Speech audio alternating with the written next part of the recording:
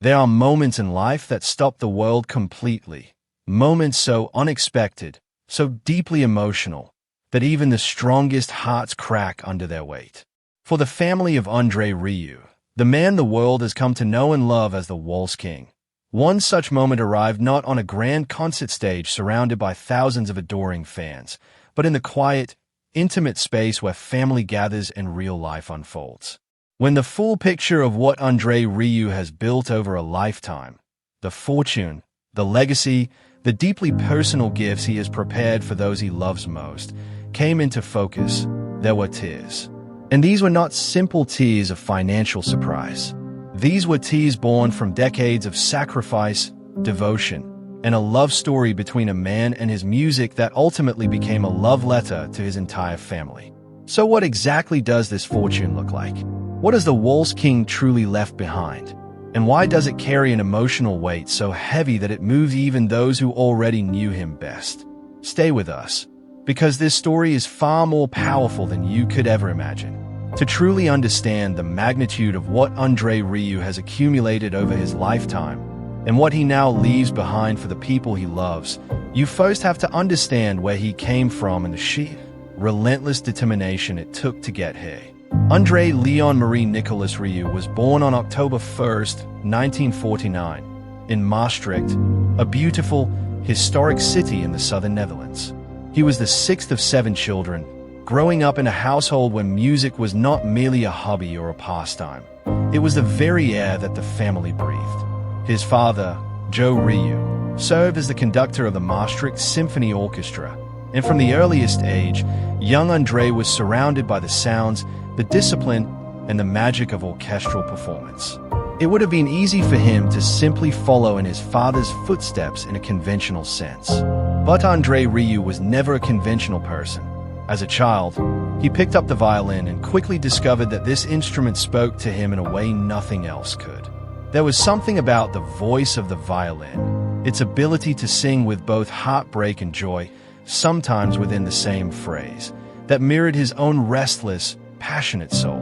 He studied with fierce dedication, eventually earning a place at the Royal Conservatory of Brussels, one of the most respected and demanding music academies in all of Europe. There, under rigorous professional training, he honed his craft to a level of excellence that would eventually carry him to the grandest stages on earth. He graduated with the Premier Prix, the conservatory's highest honor, a signal to the world that this young man from Maastricht was not simply talented.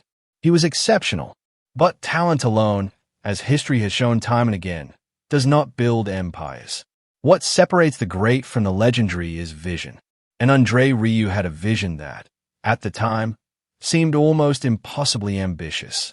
He looked at classical music, a world often perceived as rigid, elitist, and inaccessible, and he saw something completely different. He saw joy. He saw celebration. He saw a genre capable of making grandmothers waltz in the aisles and children laugh with delight, if only someone had the courage to present it that way. That someone would be him. In 1987, after years of building experience and refining his approach, Rieu founded the Johann Strauss Orchestra. He started with just 12 musicians, spending 6 months in intensive rehearsals before they ever performed publicly. When they finally debuted on January 1st, 1988, they offered audiences something genuinely new: classical music performed with warmth, humor, spectacle, and an open invitation to participate rather than merely observe. The response was immediate and powerful. People who had never attended a classical concert in their lives found themselves standing, clapping, and smiling through tears. Something remarkable was happening, and Andre Rieu was at the center of it. What followed over the next 3 decades was nothing short of an extraordinary business and artistic achievement that the classical music world had never witnessed before and has never seen since.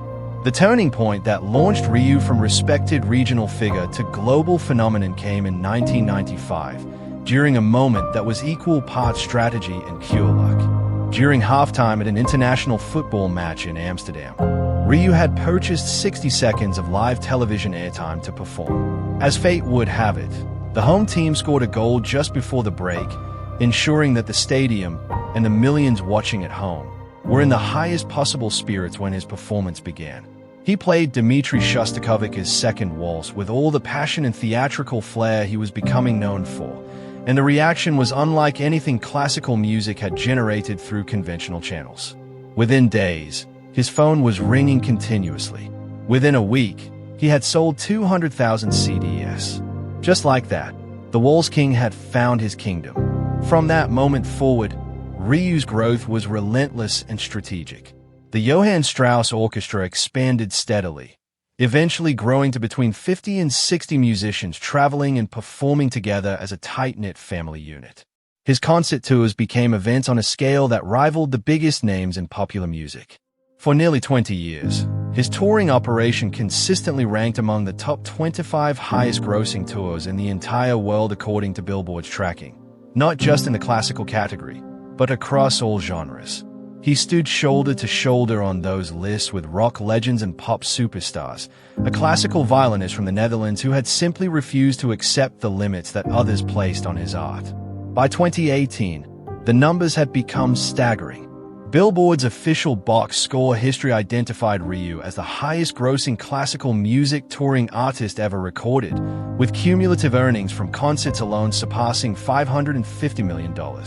This was not money flowing in from government arts grants or institutional subsidies.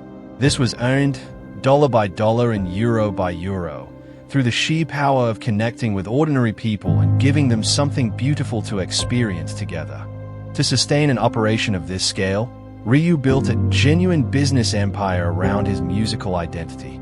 He established his own recording studio, a full production company, an events management operation, and dedicated workshops responsible for the elaborate costumes and custom stage sets that transformed his concerts into theatrical spectacles. He employed over 110 people directly on his payroll, with an additional 100 or more working with him on a freelance basis. He once acknowledged quite openly that maintaining this operation required approximately $1 million per month simply to meet his basic obligations to his team, and that figure increased significantly during active touring periods. This was not a musician with a manager and a booking agent. This was a chief executive running a cultural enterprise.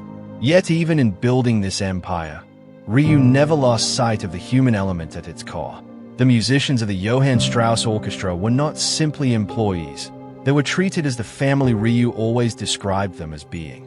A professional chef traveled with the company to ensure that every musician ate well. Fitness professionals were on hand to keep the orchestra in good physical condition through the demanding schedule of a world tour. Custom-built Mercedes-Benz coaches transported the entire ensemble between cities in comfort. For musicians traveling with young children, Rieu even arranged private kindergarten services on the road.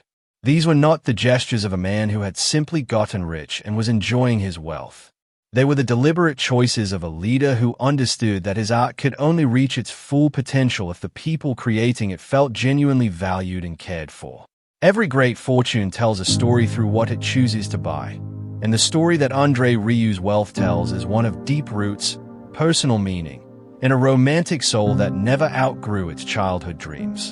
In 1999, while Rieu and his wife Marjorie were vacationing in the south of France, his accountant reached them with an unexpected piece of news.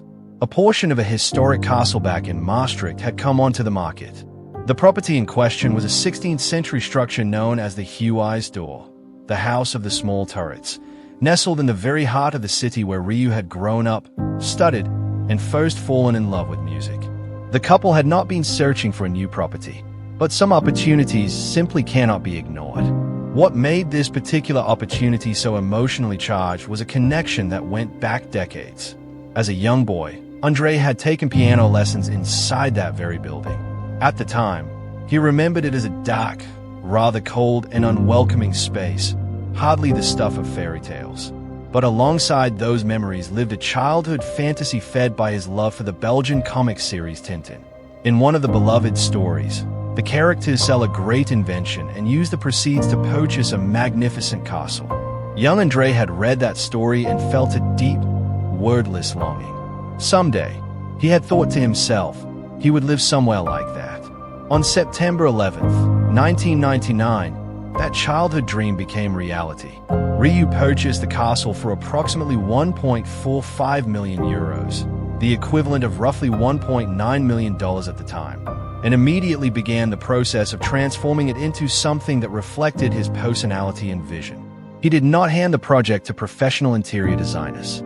Instead, he directed the restoration himself, brightening dark rooms, introducing gold leaf details, and filling the space with extraordinary pieces he had discovered during his years of travel across Europe.